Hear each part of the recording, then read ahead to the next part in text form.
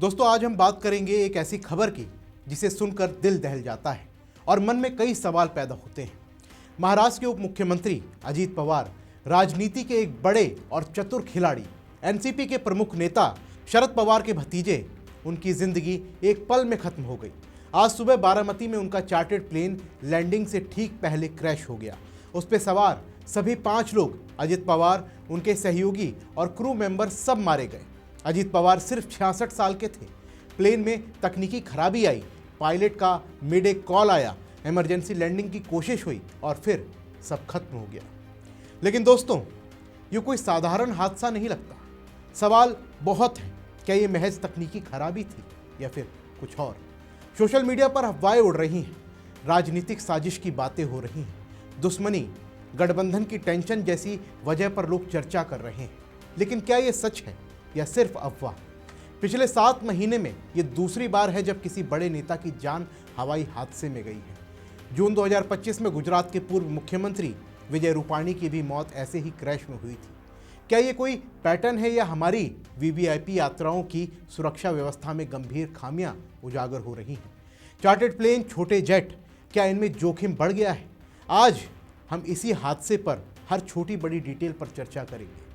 नमस्कार, मेरा नाम है शुभम गुप्ता और आप देखना शुरू कर चुके हैं वीके न्यूज़। चलिए सबसे पहले पूरी घटना को क्रम से समझते हैं। दोस्तों, अजीत पवार आज सुबह मुंबई से बारामती जा रहे थे। प्लेन चार्टर्ड था, लियरजेट कंपनी का बिजनेस जेट, जिसका मॉडल था 45। पायलट थे कैप्टन सुमित कपूर, जो कि एक अनुभवी कैप्टन थे।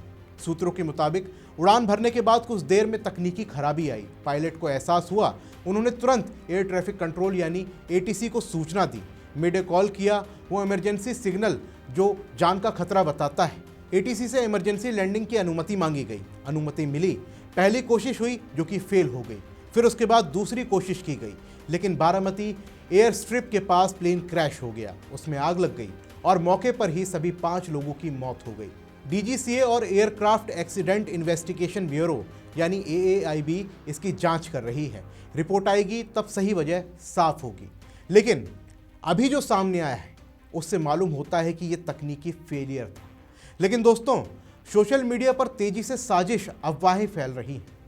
कुछ लोग कह रहे हैं कि ये राजनीतिक दुश्मनी थी, महायुति में टेंशन थी, शरद पवार गुट से पुरानी रंजिश थी, और कुछ लोग इसे बड़ा षड्यंत्र बता रहे हैं।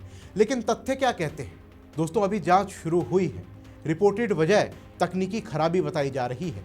मिड कॉल हुआ था, इसके पीछे साजिश का कोई ठोस सबूत सामने नहीं आया है। और दोस्तों, राजनीतिक मौतों में अफवाहें आम होती हैं।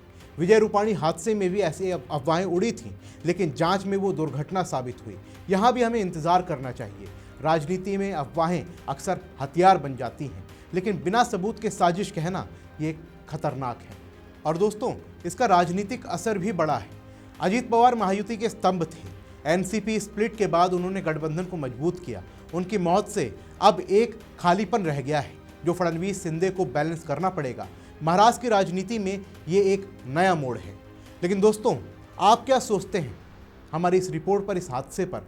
हमें कमेंट बॉक्स में ज़रूर लिखें और साथ ही हमारे चैनल को सब्सक्राइब करना ना भूलें। मिलते हैं अगली रिपोर्ट में, तब तक के लिए जय हिंद। वीके न्यूज़, राष्ट्र के नाम।